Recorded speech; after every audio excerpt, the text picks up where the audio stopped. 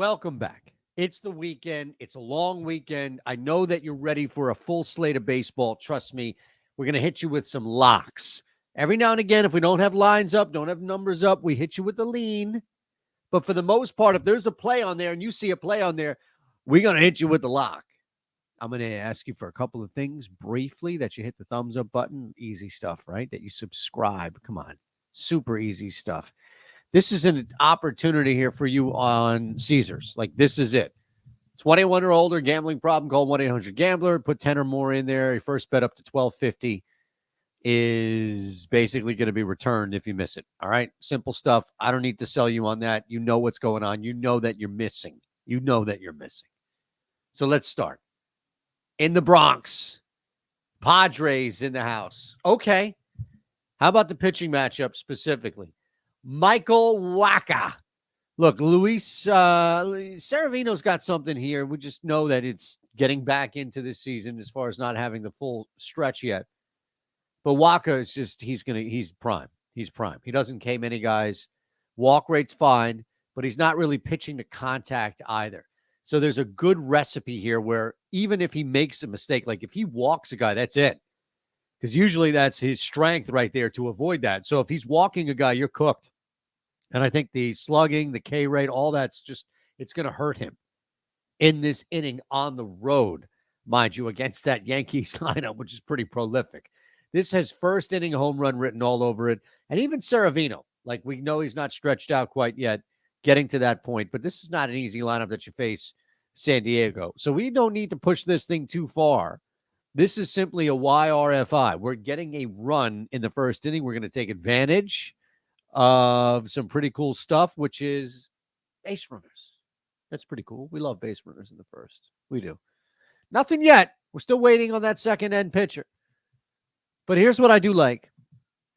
We do know at least the hometown team in Detroit starting Michael Lorenzen. K rate's not great at 19. The walk rate is there. Nothing else is working for this guy. Just nothing. Not consistently, not long term. So on the other side, what are you really getting? Spot start, Penn, what have you. We'll see who comes in for Chicago. The lean is that both of these teams are going to be able to provide some offense. The lean is that both of these teams are going to be able to get in and truly make something happen in the first couple of innings. First two times around these respective lineups, one of these pitchers, and it's probably going to be Lorenzen first, is going to crack. So we got a good shot here. Real good shot here at just looking at one of these guys to attack in the first five. But I think both pitchers are going to be susceptible. And that's why we lean over first five on our total. All right. Back to a game where we actually have something up there. This one's tight. You can see up there as far as the money lines are pretty tight. Toronto, Minnesota. Pitching matchup is definitely important here. Don't get me wrong. Not to say that, it's understated. Chris Bassett going for the road team, that's where we see a little struggle. Chris Bassett on the road, not striking guys out with that 20.5 K rate, the 9.5 walk rate. These are mediocre. These are average numbers. He's not pitching exceptionally well to contact. He's not getting killed there. But a couple of other metrics just aren't sticking out for Chris Bassett. He's also on the road. That's not working well for him. Pablo Lopez, on the other hand, he's doing great. Just absolutely great. 30.5 K rate. The walk rate's below 7. And the opposing batting average is limited right now. Pablo Lopez is not offering many opportunities here. And Minnesota, they're going to get a deeper run from their pitcher than their opponent. No knock ultimately on Toronto, but in this game, we can't trust it. And that's why we go Minnesota minus 106. Keep it moving. Again, long weekend. I get it. You're probably already at the beach, just checking in with us. We love that. Absolutely. There's a link below. You really want to check in with us. The Discord, active, a lot of fun, no ego, a lot of sweats, all the good stuff. Texas, no sweat here. Destroyed Baltimore on Friday night. Now what do you have? I think you have two options, and they're both on Andrew Heaney's side. Dean Kremer getting roughed up. Nothing new there. The numbers don't really jump out as a guy that you'd want to trust. Andrew Heaney, on the other hand, 25 and some change K rate. The walk rate's a little concerning, but he's pitching so well to contact. So well. You don't need major strikeouts. You don't need him to strike out 10 Orioles in order for this game to be competitive, a win for the Texas Rangers. Here's what I think you can do. Money line's fine, right? Like they're dogs. They're money line at plus 108 on the road with a better pitcher in Heaney. I'll definitely take this. You can also stretch this. Plus 1.5 if we're taking them, right, on the money line. That means that we like them on the run line when they're getting 1.5. This is a parlay piece. This is a great parlay piece. We may have another opportunity for you. We may have another opportunity for you, but this is a fantastic parlay piece, and it's definitely one worth playing. So we see an opening here to either take them on the money line or take them on the money line and sprinkle a little bit on that run line as a parlay piece. Nothing up in the air quite yet, except we know Houston on the run line. Oakland's a bad baseball team, man. I don't know what you want from me. A position player could start for Houston, and I would still take them on the run line. It's not good. Not good at all. This is a bad spot for the Oakland A's. In general, Houston is not. Look, I think just looking at the game, the matchup, if you wanted to get any deeper, that's fine. Framber Valdez on the hill. What are we talking about? Seriously, what are we talking about? I'm not gonna waste your time. Just not. Nats. I don't think this is a waste. This is a game with two pitchers with targets for certain reasons and different reasons, but at least two pitchers with targets that we can look at. Brady Singer at home, we don't like that. We don't like that. Washington on the run line. We're willing to, as you see, lay the 1.5 for the plus 138 return. This is an ask for Washington to come into this game and win by 2 runs. Brady Singer is just awful. Awful. Josiah Gray's hanging on to a couple of things from a metric standpoint, including and not limited to pitching to contact well, keeping that ball in the park, at least from a hard hit standpoint. There's nothing redeemable about Brady Singer right now, except he's not walking everybody. That's kind of it. That's kind of it. Washington on the run line allows us to get some extra value back at plus 138 against a team in Kansas City whose pitcher should be chased out by the 3rd inning, or at the very least giving up a lot of runs. So there's a good avenue here for success for a road team once again. Now, look at that. Run line is really the only opportunity here for us because the money line doesn't give us any break. It's basically 50-50 with the VIG. Let's move to Seattle. How are we going to stay under 7.5 here? We're sitting in Seattle. Pittsburgh's in town.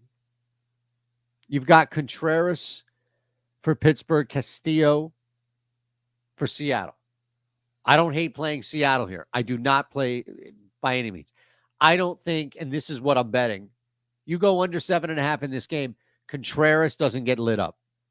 Bullpen comes in. Okay, things happen at that point. You give up a run or two. Maybe it's a 4-3 type game. Maybe it's a 4-1 type game. Maybe it's a 3-1 type game.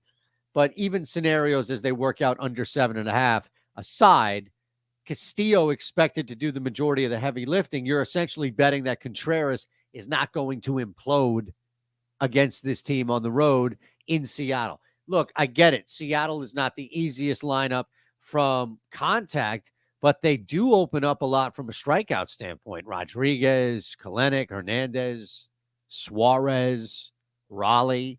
These guys have absurdly high K rates to where Contreras, it doesn't become as difficult now for Contreras. It just doesn't. Bullpen comes in. I get it. It's a different story, but you're holding enough ground right now to where that doesn't matter. Another YRFI opportunity, please. Sign me up. I love the smell of a YRFI. Don't you? Make sure you check out the video because we're doing this separately, but how can I not? We've got value here. We've got an opportunity here. We've got an avenue here. We've got a pathway here. All of that leads up to Kershaw and Glasnow. Somebody ruining it for the rest of us. That's really what it comes down to. Somebody right now is going to ruin it for the rest of us from a non-scoring, from like and NRFI standpoint. And these are two good hitting teams, really good hitting teams. Glasnow's just out there at the moment. Kershaw's numbers are solid. They are solid. But you're going to get good value here because of Kershaw alone to go YRFI, to fade essentially one of these two pitchers, and it being a group bet with Kershaw being one of the fade. You're going to get some good money back, I would think, plus money for this, primarily because of how good Kershaw's been. Glasnow, look, you're not getting a lot so far from him as far as volume is concerned. So it's hard to bank on what you've seen. But the LA Dodgers are not an easy lineup, not in the beginning of the game, not opening things up. I mean, let's be fair here, right? This is a brutal stretch. You got guys that, okay, Outman, Muncy, JD Martinez. You definitely have some K opportunities in there, but we only care about that first inning and we care about that top half.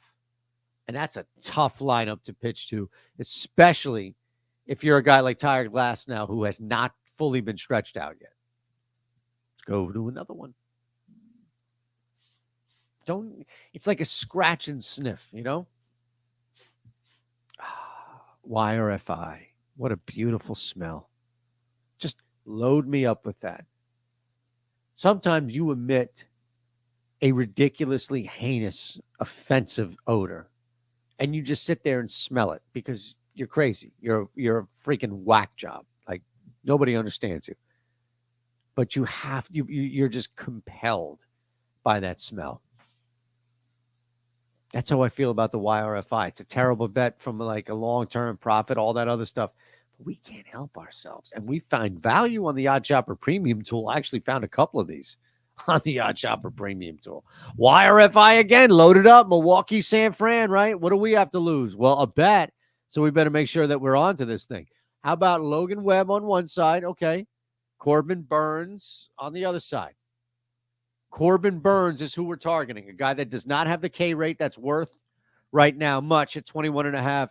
Logan Webb marginally better at 5.3, pardon me. Yeah, like the walk rate's lower. You do have some good pitchers. Not great, not fantastic, but you do have some good pitchers in here. This is not an easy task, but we're siding with the bats. We're simply looking at Milwaukee in that bottom half, pardon me. We're looking at a team in San Francisco that can limit some Ks up top and say, all right, work your magic. Work a walk, get on base, put something there as far as contact, make a pitcher make a mistake. And while both Webb and Burns are good pitchers, they are not above making a mistake in the first inning. And you can see more so Burns than Webb with a chance to give up a base to make a mistake. And that mistake, both teams are savvy enough behind the plate where they can make either one of these, if not both, pay for their mistake. So that's why we go YRFI here. Cincinnati on the run line. Lock that up. Lock it up. Plus 1.5 minus 134. You're not even getting crushed. You're not even getting worked here. Williamson, Taillon, I mean, just not great. Not great pitchers. You haven't seen enough from Williamson to make a true opinion takeaway, but come on. Even with a limited action, this is not a guy that's just dominating, burning people up, rolling through. Just not that. Jameson, Taillon, like, okay. He's not killing you, but he's not helping you either. There's a difference, right? Like, he could be a sieve. He could just be a monster out there in the worst way and get rocked. That's not happening. But he's not good, and he's not helping. And he's not even neutral. Like, he is a little negative, but it's just not great for either one of these pitchers. So, where does the edge come in? I think the edge just comes in that Williamson, even though he's not good, is the better of these two. Even because there's unknown. The unknown there allows us to at least think and opine about what could be, where on the other guy, you kind of know with what's what. And that's why you can take some value here at minus 134. We're not going to take him on the money line, but we will push that extra run. We will. We're going to lean over here Boston, Arizona, not up quite yet when we're doing this, so we're going to lean over. It's a big one. Whitlock, Davies on the hill. Okay. Is there a path for us? Garrett Whitlock, no K rate, not pitching to contact. Zach Davies just hasn't, again, been out there, stretched out there. Just not a good matchup, I think, for either one of these pitchers. Davies just needs to get back out there. Garrett Whitlock is who he is. And that's a guy that can get rocked. That's a guy that can get tagged. That's a dude that honestly is just at any point, you never know here. And it's unfortunate for him, but the painstaking truth of it is that Zach Davies, not enough, and Garrett Whitlock hurting. So Zach Davies may be marginally below that line of neutral. Garrett Whitlock is killing his team, just killing his team, outside of not giving up some walks. Okay, great. We're not playing any Y or NRFI. We'll see when this thing pops up. You let me know in the comments below which way you're leaning, but I'm definitely leaning over a total that probably will be high. 8.5 to 9, 9.5, depending on where that opens. Somewhere probably that 8.5 to 9.5 range. We move on. Told you. I know you have a long weekend. We're getting you in and we're getting you out. A couple more games to go. Let's go over 8. Over 8 here in Cleveland. St. Louis in the house. Let's see. What can we extrapolate from this game that gives us some edge, some comfort in playing this? Well, we know that we're going over 8. Jack Flaherty is a guy that can walk some people in any given inning. He's relying on like spot Ks at times, but it's not fantastic. Tanner Bibby is good. Where he struggles is more average than just hemorrhage. But Tanner Bibby is also hittable. You can hit for some decent average, and that's fine. If you're not trying to knock the ball off the cover or off the ball. And I know St. Louis, you have that mentality here. By the way, the walk rates for St. Louis: Goldschmidt, Contreras, Gorman, Nootbaar, Donovan. It's insane. Insane. That puts an immense amount of pressure on Tanner Bibby. And that's where I start to think of runs that come in, mistakes that are made. St. Louis, Jack Flatt's going to make his share of mistakes. The other side of that, though, is Tanner Bibby now has a different type of matchup that he's not necessarily accustomed to dominating, and that's going to lead to some mistakes. So we can go over 8 here. Let's go to Coors Field. Hey, man, Coors Field, the New York Mets are 2-1 favorites, 2-1 favorites. Do you really need to overthink this? Truly. Like, do you really need advanced stats and metrics to overthink this? You're going to probably pay a price. I understand. Justin Verlander, nothing special. Chase Anderson, nothing special. Chase Anderson hasn't pitched enough to be special. Justin Verlander just not really dominating from a K standpoint. Yes, he's pitching well to contact. It's at Coors Field. You've got contact pitchers in Coors Field that don't really strike guys out. I think that's a perfect scenario. Here we go for us to just go YRFI here and take full advantage of how bad things are with both Anderson and Verlander in the one area that can change this whole thing in one swing, which is a home run, which is a score, which comes from average. Yeah, I think we can get through there. Shohei. Show me Shohei. Top 10 answers on the board. Show me Shohei. Bing! Yeah, good job. There would be no X's on that. Got to be one of the top Shoheis in the world, right? Okay. We've got Ohtani on the hill. We know that. The other side, Miami, is pretty decent. Edward Cabrera on the hill, who's a guy that can definitely throw hard. The 29.5 K rate. Look, the walk is concerning. The walk rate is concerning. Do not make any mistake or bones about it. The walk rate is truly concerning. But he's got a good shot. Good. It's a favorable matchup against a team that's not drawing a shit ton of walks in the first place and not relying on that. Relying more on contact, where you can make an argument Cabrera has a decent matchup. And with some strikeouts in that lineup too. Mike Trout looking right at you. So there's a pathway here. I would not overwrite this by any means. We can end under 8 with the Angels and Marlins with a pretty good chance here of both pitchers getting deeper into this game. Thank you. We're deep into this video. Thumbs up, subscribe. We appreciate you big time, massively. We're going to be back for another round of action on the diamond for Sunday slate. Thank you. Thumbs up, subscribe. Discord told you about that. Caesars told you about that. Done my job.